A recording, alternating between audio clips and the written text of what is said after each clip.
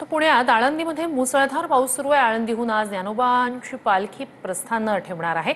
आळंदीकडे जाणाऱ्या मार्गावर वाहतूक कोंडी झालेली आहे। इंद्रायणी नदी काठावर मोठी वारकऱ्यांची गर्दी होत असते। आज माऊलींच्या पालखीचं प्रस्थान असणार आहे आणि अशातच त्या ठिकाणी सध्या पाऊस सुरू आहे।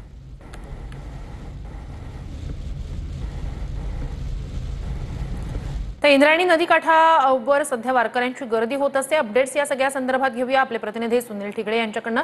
सुनील, एकीकडे आज आळंदीतनं माऊलींच्या पालखीचं प्रस्थान, अशातच पावसाची हजेरी, काय नेमकं वातावरण, काय अधिकची माहिती?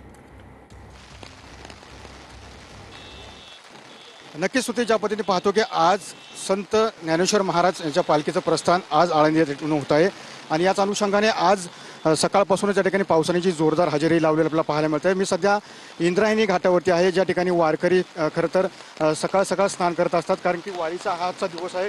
ह्या दिवसाचं मोठं महत्त्व खरं तर मानलं जातं आणि त्यासोबत राज्यभरातून अनेक जे वारकरी आहेत ते सध्या आळंदी नगरीमध्ये दाखल झालेले आहेत, कारण की प्रत्येक वर्षी आषाढी एकादशीच्या आधीच म्हणजेच महाराष्ट्रातील अनेक भागातून संतांची पालखी वारी पंढरपूरच्या विठोबा मंदिराकडे प्रस्थान होत असते आणि याच अनुषंगाने संत तुकारामांची जी पालखी आहे ती काल देहूतून प्रस्थान झालं। आज आळंदीतून संत ज्ञानेश्वर महाराज यांची पालखीचं खरं तर प्रस्थान होणार आहे आणि त्यासोबत वारकऱ्यांची ही नदी आहे ती पूर्णतः पवित्र मानली जाते, कारण की या नदीमध्ये स्नान केलं जातं।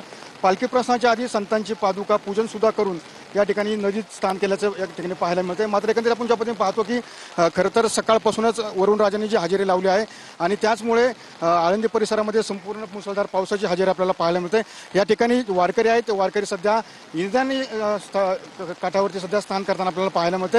आज सायंकाळच्या सुमारामध्ये 4 वाजता पालखीचं जे प्रस्थान आहे ते प्रस्थानाला सुरुवात होईल आणि त्यानंतर या ठिकाणी जे विविध कार्यक्रम आहेत ते केले जातील। नक्कीच अपडेट्स घेत राहणार आहोतच। तूर्तास धन्यवाद तुम्ही दिलेल्या संपूर्ण माहितीसाठी।